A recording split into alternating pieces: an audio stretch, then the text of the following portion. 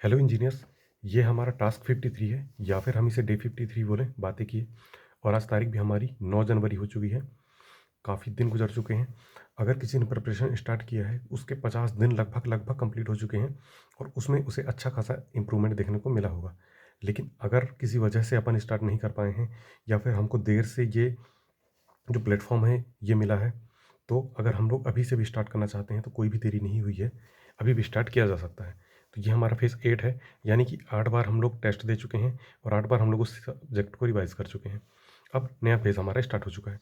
अगर किसी का छूट चुका है और अभी से भी स्टार्ट करना चाहते हैं तो बिल्कुल कर सकते हैं, अभी भी कोई देरी नहीं हुई है। 147 डे हम लोग के बचे हैं। 147 डे के बाद 148 डे को हमारा एग्ज़ाम है। ध्यान रहे, इसके अलावा कहीं पर भी फोकस करने की ज़रूरत नहीं है अभी। अगर इसके अलावा कहीं पर भी अगर अपना माइंड डिस्ट्रैक्ट करते हो तो हमारा अच्छा खासा नुकसान हो जाएगा। इतनी जो हमने मेहनत की है वो सारी मेहनत पानी में मिल जाएगी। इसलिए केवल एक ही एग्ज़ाम को अच्छे से लेके चलना है हम लोग को अभी, जब तक कि हमारे पास बहुत सारे ऑप्शन नहीं आ जाते हैं। अभी सुनने को बहुत सारी चीज़ें मिल रही हैं, लेकिन अभी कोई वैकेंसी का पता नहीं है। केवल एक ही चीज़ हमको सामने दिख रही है, वो है एसएससी जेई का एग्ज़ाम। तो एसएससी जेई के लिए ही अभी हम लोग को बिल्कुल टारगेट करना है और अच्छे से एकदम प्रॉपर वे में हम लोग को आगे बढ़ना है। तो आज हम लोग को क्या करना है, सोम में principal strain and theory of failure बहुत इंपॉर्टेंट चैप्टर है और इसको कर लेना है। इसकी थ्योरी पढ़ने में भले टाइम लग जाए, 2-3 घंटे लग जाएँ, लेकिन बहुत ही इंपॉर्टेंट चैप्टर है। प्रीवियस ईयर के इसके बहुत सारे सवाल आए हुए हैं, थ्योरी ऑफ फेल्यूर के तो बहुत सवाल आते हैं।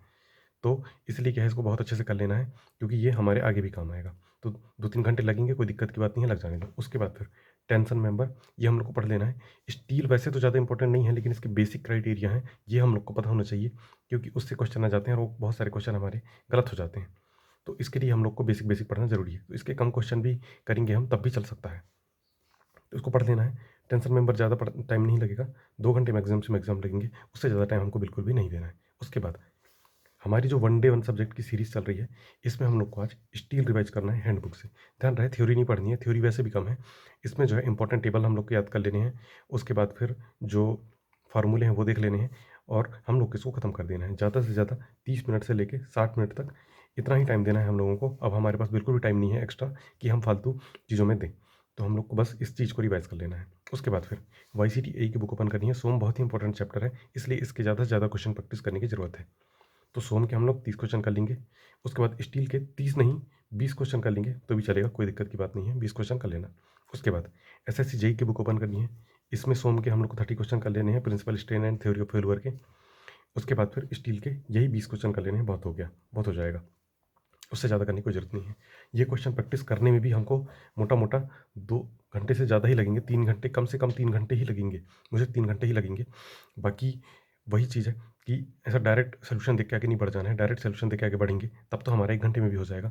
हमको क्या है, उनको थोड़ा उनकी थ्योरी भी देख लेनी है, ताकि हम लोग जो थ्योरी पढ़ रहे हैं उससे कुछ चीज़ अगर नहीं हो तो वो हम लोग उसको रिवाइज़ कर सकें, या फिर कहीं ऐड करना है तो ऐड ऑन कर लेंगे, और अगर नहीं करना है तो वो थ्योरी हमको रिकॉल हो जाएगी और चीज़ें क्या है, ज़्यादा से ज़्यादा टाइम तक याद रहेंगी।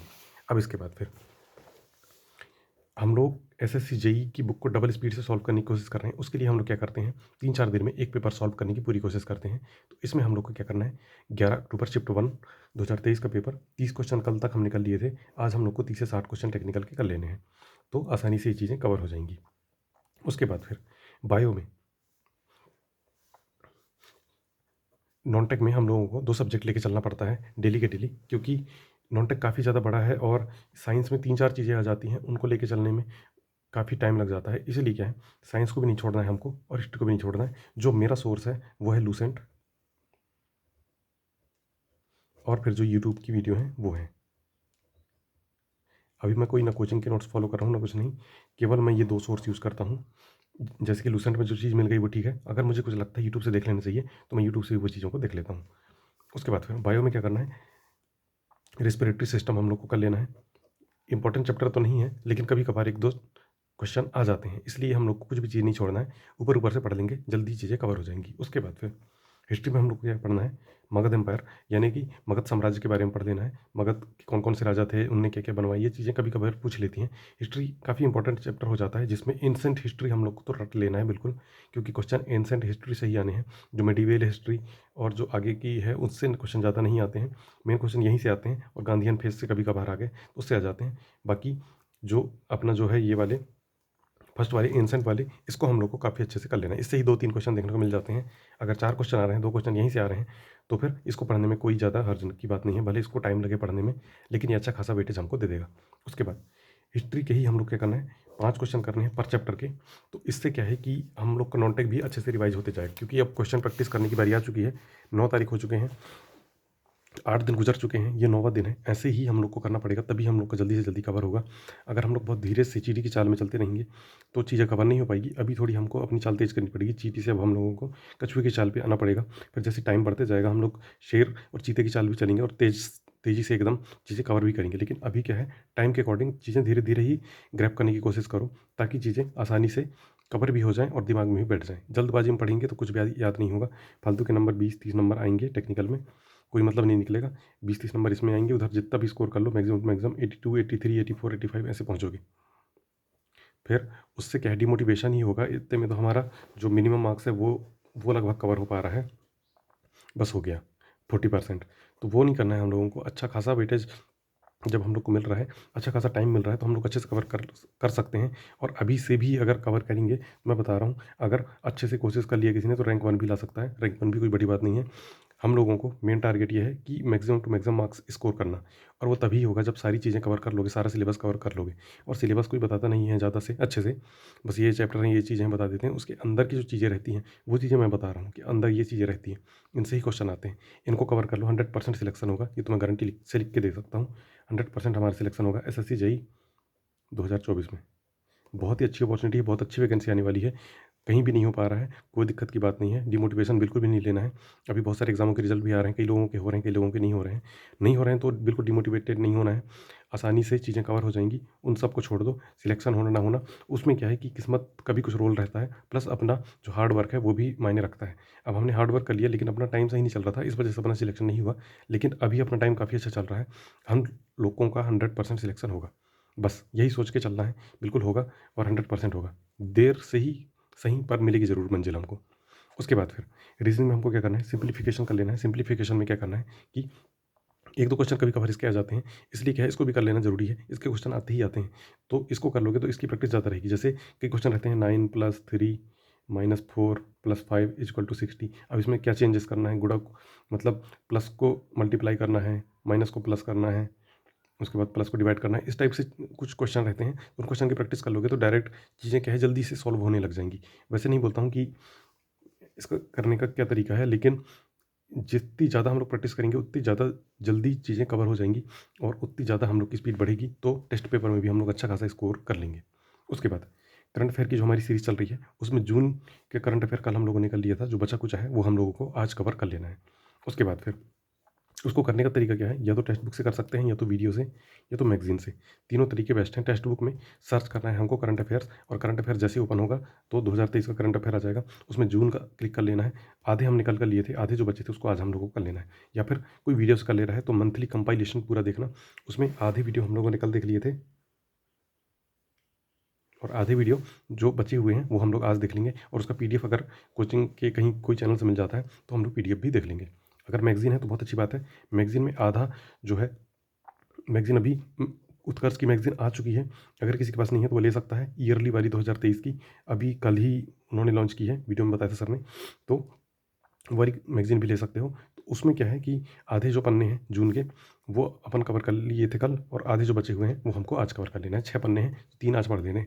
इससे क्या चीज़ें जल्दी जल्दी कवर हो जाएंगी और हमको लंबे टाइम तक रिटेन रहेगी। हमको मेन पर्पज़ ये है हमारा कि हमको लंबे टाइम तक रिटेन रखना है। एटलीस्ट एग्ज़ाम डे तक तो हमको याद रहना ही चाहिए। उसके बाद भले भूल जाओ तो चलेगा, लेकिन तब तक हम लोगों को सारी चीज़ें अपने दिमाग में ग्रैब करके रखनी है। और वो तभी होंगी जब हम लोग चीज़ों को अच्छे से कवर करेंगे। अगर हम लोग जल्दबाजी में करने की कोशिश करेंगे तो कुछ भी चीज़ याद नहीं रहेगी और हमारा टाइम वेस्ट ही होगा। तो हमको टाइम वेस्ट नहीं करना है। ऐसा नहीं लगना चाहिए कि इतना सब कुछ पढ़ के भी कुछ नहीं मिला। तो ये सब चीज़ तब लगेगी जब हम लोग जल्दबाजी में चीज़ें करेंगे। अगर हम लोग आराम से चीज़ें कवर करेंगे, हमारे दिमाग में भी वो चीज़ें स्टोर रहेगी और बहुत जल्दी चीज़ें कवर हो जाएंगी। अब ले लेते हैं अपनी क्वेरीज। तो सबसे पहली क्वेरी ये है हमारी कि एमपीपीएससी का रिजल्ट आउट हो चुका है। बहुत सारे स्टूडेंट सिलेक्ट हो चुके हैं जो हमारे साथ के थे, मेरे दोस्त भी हैं। काफ़ी 4-5 लोगों का सिलेक्शन हुआ है जो मेरे जान पहचान के ही हैं, अच्छे खासे दोस्त हैं मेरे। तो उन लोगों को बिल्कुल कॉन्ग्रेचुलेशंस। ये सब आपकी मेहनत का ही फल है जो अभी आपको मिल रहा है। लेकिन ध्यान रहे कि मेहनत जो करेगा उसको ही फल मिलेगा। इस इन चीज़ों को समझो, क्योंकि जो सिलेक्टेड हुए हैं, ऐसा नहीं है कि वो अभी से प्रिपरेशन कर रहे हैं। उन्होंने भी बहुत स्ट्रगल देखा है अपनी लाइफ में। कई सालों से प्रिपरेशन कर रहे थे। 2 बार, 3 बार, 4 बार में भी नहीं हुआ, अब जाके हुआ है उनका सिलेक्शन। उसके बाद बहुत सारे एग्ज़ामों में भी नहीं हुआ, लेकिन फाइनली आज जाके जब उनका सिलेक्शन हुआ है, तो उनको जो खुशी मिल रही है, तो वो खुशी हमको भी मिल सकती है। बस क्या है कि हमको एक अच्छे तरीके से प्रॉपर वे में तैयारी करनी पड़ेगी, क्योंकि जो मेहनत करता है उसको फल मिलता है। ये चीज़ मैंने अभी भी देखा है कि कितने साल से लगे हुए थे ये सब लोग, हम सब साथ में तैयारी कर रहे थे। लेकिन देखो कि टाइम के साथ जब अच्छी चीज़ें, सारी चीज़ें अच्छी चलती हैं, तो सिलेक्शन बिल्कुल होता है, 100% होता है। भले इतने सालों से नहीं हुआ, 2017-18 से लगे हुए लोग थे, 17-18 से लगे हुए, उसके बाद भी सोचो कि अभी जाके 2024 में उनका सिलेक्शन हुआ है, तो कितनी मेहनत एकदम लगती है इन सब चीज़ों में सिलेक्ट होने में। तो डायरेक्ट ही सफलता 1-2 लोग को ही मिलती है, लेकिन जो समझ लो कि 98% जो लोग हैं, उन लोगों को मेहनत करनी ही पड़ती है, और अपन सब वो 98% में से ही हैं। हमको अच्छी खासी मेहनत करनी पड़ेगी। किस्मत के भरोसे बिल्कुल भी नहीं रह सकते हैं कि किस्मत होगा तो लग जाएगा, ऐसा कुछ नहीं है। हमको हार्ड वर्क बिल्कुल करना पड़ेगा। हार्ड वर्क के साथ-साथ 1-2% जो किस्मत का रोल है, वो हमारा सही चलेगा टाइम, तो हम लोग का सिलेक्शन बिल्कुल हो जाएगा। बस अच्छे से मेहनत करते रहो। और एचपीएससी, हरियाणा पीएससी एई का भी रिज़ल्ट आउट हो चुका है। उसमें भी हमारे अच्छे खासे दोस्त हैं, जिनका सिलेक्शन हो गया है, उनको भी कांग्रेचुलेशंस। जो बहुत टाइम से लगे हुए थे, वो भी समझ लो 2016 के लगे हुए थे तैयारी में। 2016 में प्रिपरेशन करते-करते प्राइवेट कॉलेज से किया, ऐसा कोई बात नहीं है कि गवर्नमेंट कॉलेज वाले ही सिलेक्ट होते हैं, यही चीज़ मैं बताना चाह रहा था। प्राइवेट कॉलेज से ग्रेजुएशन करने के बाद में उन्होंने काफ़ी अच्छे से अपनी तैयारी स्टार्ट करी, उसके बाद कोचिंग भी किया, लेकिन क्वेश्चन प्रैक्टिस ना कर पाने की वजह से उनका सिलेक्शन उस टाइम पे नहीं हुआ। बाद में उनको वो सब चीज़ें समझ में आई और क्वेश्चन प्रैक्टिस पे ध्यान दिए और थ्योरी भी बिल्ड करी अपनी, और उसके बाद वो टाइम तब था, और वहाँ से देखो 16, 17, 18, 19, 20, 21, 22, 23 और 24 में जाके अब उनका सिलेक्शन हो रहा है चीज़ों में। 23 में हो गया था वैसे तो उनका सिलेक्शन, लेकिन 24 में भी 1-2 एग्ज़ाम जो रिज़ल्ट आ रहे हैं उनमें हो रहा है। तो सोच लो कितनी ज़्यादा टाइम लग रहा है मेहनत में। तो ये टाइम किसी को ज़्यादा ना लगे, इसलिए क्या है, एक एक्सपर्ट गाइडेंस जो है ये प्रोग्राम है, ताकि जितने साल हम लोगों को लग रहे हैं इन एक्सपीरियंस को लेने में, 6 साल 7 साल लग रहे हैं, तो जो भी सही तरीके से और प्रॉपर वे में प्रिपरेशन करेगा, उसको ये टाइम नहीं लगेगा। मुश्किल से मुश्किल 2 से 3 साल ही लगेंगे ज़्यादा से ज़्यादा। ये ज़्यादा से ज़्यादा है, कम से कम 1 साल में भी सिलेक्शन हो सकता है। लेकिन चीज़ें क्या है, बिल्कुल अच्छे और प्रॉपर वे में और सही तरीके से ही डील करनी पड़ेगी, तभी सिलेक्शन होगा। अगर हम लोग हल्की सी भी ढील बरतेंगे प्रिपरेशन में, तैयारी में, कि नहीं आज छोड़ देते हैं टास्क, कल छोड़ देते हैं टास्क, ऐसा छोड़ते जाएँगे, तो वो टाइम हमारा ज़्यादा खिंच जाएगा। फिर बाद में पछतावे के अलावा कुछ नहीं रहता है, और वैसे भी पछतावा करके कुछ नहीं मिलता है। उसके बाद फिर डिमोटिवेटेड होके कुछ टाइम बाद हमको फिर से लगना पड़ेगा। तैयारी तो हमको अल्टीमेटली करनी ही पड़ेगी, तो क्यों ना हम अच्छे से एक बार में ही तैयारी कर लें, जिससे क्या है कि हमारा सिलेक्शन एक बार में ही हो जाए। तो बस इसी चीज़ को लेके बहुत अच्छे तरीके से हमको आगे बढ़ना पड़ेगा। उसके बाद अभी से अभी से एई पे फ़ोकस करूँ या फिर बस जेईई पे? देखो, अभी से एई पे फ़ोकस करने का कोई मतलब नहीं है। अभी क्या है, अगर अपनी लाइफ़ जैसे कि अगर अच्छे फैमिलीज़ बैकग्राउंड से आते हो, अगर अपना टारगेट जैसे कि एई है या आईएएस है, इस लेवल के हैं, तब तो एई पे कर सकते हो फ़ोकस। लेकिन अभी अगर बैकग्राउंड अपना अच्छा नहीं है, अपने को लाइफ़ स्टेबल करनी है अपनी, तो अपन को एकदम जो आता हुआ जो अपना आता हुआ बोल सकते हैं जो स्कोप है, उस पे फ़ोकस कर सकते हैं। अब आता हुआ स्कोप कौन-सा है हमारा? केवल एसएससी, जेईई ही हम लोग को दिख रहा है अभी आगे। उसके अलावा कोई एग्ज़ाम नहीं दिख रहा है। तो अभी उस पे फ़ोकस करने में ही फ़ायदा है। अभी ऐसा नहीं है कि हम दूसरे एग्ज़ामों पे फ़ोकस करने लग जाएँ और बाद में ना तो एसएससी, जेईई में हो और ना ही अपने एई वाले एग्ज़ामों में हो, किसी में भी सिलेक्शन नहीं हुआ, तो हम उल्टे पैर गिर जाएँगे और उसका कोई फ़ायदा नहीं मिलेगा, नुकसान ही होगा अल्टीमेटली। उसके बाद फिर हम दोबारा से जेईई की तैयारी करेंगे, उससे कोई मतलब नहीं निकलता है। इसलिए क्या है कि चीज़ें बहुत अच्छे लेवल पे कवर करनी है हम लोगों को, और फिर उसके बाद एई, जेईई ये सब जगह सिलेक्शन होगा हमारा। बस ये है कि प्रॉपर वे में मौके को देखते हुए हम लोग को प्रिपरेशन करनी है। ऐसा नहीं है कि अभी वैकेंसी नहीं आ रही है और हम उस पे लगे हुए हैं, तो ऐसा करना बेवकूफ़ी होगी। अगर अपने पास अपॉर्च्युनिटी दिख रही है, तो उसको ग्रैब कर लो। अगर आप नहीं लोगे, तो दूसरा कोई बंदा जो है, वो तैयारी कर रहा है, वो बिल्कुल 100% वो सीट ले लेगा और वो छोड़ेगा भी नहीं। और जब इसमें सिलेक्ट हो जाएगा एई की पोस्ट में, तब वो छोड़ेगा। तो वो चीज़ हम उसको क्यों दें, जब हम ले सकते हैं तो? तो हमको प्रिपरेशन करके उस चीज़ को लेनी है, तो उसके लिए हम लोगों को अभी से ही स्टार्ट करना पड़ेगा। अगर कोई नहीं स्टार्ट किया है, तो आज से भी टास्क स्टार्ट कर सकता है। बिल्कुल 100% सिलेक्शन हो जाएगा, ये मैं गारंटी देता हूँ। बस ये है कि टास्क को 100% फॉलो करो। कोचिंग से एंगेज हो तो कोचिंग की चीज़ें करो, लेकिन क्वेश्चन प्रैक्टिस हमारे साथ करो। क्वेश्चन प्रैक्टिस करना ही पड़ेगा। जितनी ज़्यादा क्वेश्चन प्रैक्टिस करोगे, उतने ज़्यादा सिलेक्शन के चांस बढ़ जाएँगे। ये चीज़ ध्यान रखो। उसके बाद फिर कुछ स्टार्ट नहीं कर पाया हूँ अभी तक। कुछ स्टार्ट नहीं कर पाया हूँ, कोई दिक्कत की बात नहीं है। अभी भी मोटा-मोटा 147 डे बचे हुए हैं। 147 डे कम नहीं होते हैं। 4 महीने 27 दिन लगभग हैं। 4 महीने 27 दिन में एकदम सारी चीज़ें कवर हो जाएँगी। एक बार अगर पढ़ चुके होगे, तब तो बहुत ही अच्छी अपॉर्च्युनिटी है। अगर मान लो अभी जेईई में सिलेक्शन नहीं हुआ है, तो सारी चीज़ें कवर हैं। तो उन चीज़ों को ओनली रिवाइज़ करना है, और रिवाइज़ करने में ज़्यादा टाइम नहीं लगेगा। बहुत जल्दी चीज़ें रिवाइज़ हो जाएँगी, और क्वेश्चन प्रैक्टिस कर लोगे, तो वो जो लेवल है इतना अच्छा पहुँच जाएगा कि नंबर अच्छे खासे गेन कर लोगे। कोशिश करो कि टेक्निकल में अच्छा खासा स्कोर करो, 60-70% इसका कम से कम स्कोर करो और फिर नॉन टेक रीजनिंग में भी अच्छा खासा स्कोर करने की कोशिश करो। मतलब कि 130, 140 इस टाइप के नंबर लाने की कोशिश करो। जब ये नंबर आने लग जाएँगे, तब हमारा स्कोर इतना अच्छा हो जाएगा कि हमको बैक देखना ही नहीं पड़ेगा, हम लोग केवल आगे ही देखेंगे, एकदम सीधा अपना फ़ोकस अपने टारगेट पे ही रहेगा। लेकिन जैसे कम नंबर आते हैं, बीच में अपन अटक जाते हैं, तो अपना सोच ये रह जाता है कि सिलेक्शन होगा कि नहीं होगा। सोचने की बात बहुत ज़्यादा आ जाती है कि होगा कि नहीं होगा, बीच में अपन फँसे हुए टाइप से रहते हैं। तो इसलिए क्या है, बिल्कुल अच्छे और प्रॉपर वे में तैयारी करो, बिल्कुल सही तरीके से एक ब्लूप्रिंट बना के हम लोग को चलना पड़ेगा। हम लोग ऐसा नहीं कर सकते कि जो मन में आया पढ़ लिया, ऐसा पढ़ेंगे तो कभी सिलेक्शन नहीं होगा। हम लोग को क्या है, एक प्रॉपर तरीके से प्रॉपर गाइडेंस के थ्रू चलना पड़ेगा कि इतने दिन में हमको ये कवर करना है, इतने दिन में ये कवर करना है, इतने दिन में ये कवर करना है। अगर किसी को लग रहा है कि मेरा सारा कुछ कवर हो चुका है, तो मैं बता रहा हूँ, अभी अपने आप को 4 से 5 दिन दो और वाईसीटी एई की बुक जो वॉल्यूम 1 और 2 है, वो दोनों बुक लगा लो। उसके बाद टेस्ट देके देखो, अगर उसके बाद इम्प्रूवमेंट ना हो तो मुझे बोलना और ये लगा लो, उसके बाद टास्क पे फॉलो करो। तो चीज़ें हैं जो भूल चुके हो, लग रहा होगा वो चीज़ें याद आ जाएँगी और चीज़ें कवर होने लग जाएँगी। बस ध्यान रहे कि तैयारी अपने आप को ही करनी पड़ेगी, दूसरे की सिलेक्शन लेने से हमारा कुछ भी नहीं होने वाला है। हमको अगर कुछ अपनी लाइफ़ में करना है, अपने लिए अच्छा करना है, फैमिली के लिए, देश के लिए, सब के लिए अच्छा करना है, तो अपन को खुद से ही चलना पड़ेगा, खुद ही प्रिपरेशन करनी पड़ेगी। ये जो लोग सिलेक्ट हुए हैं, इन लोगों ने बहुत ज़्यादा मेहनत करी है, मैंने देखी इनकी मेहनत। सब लोग मेहनत करते हैं तभी जाके फल मिलता है।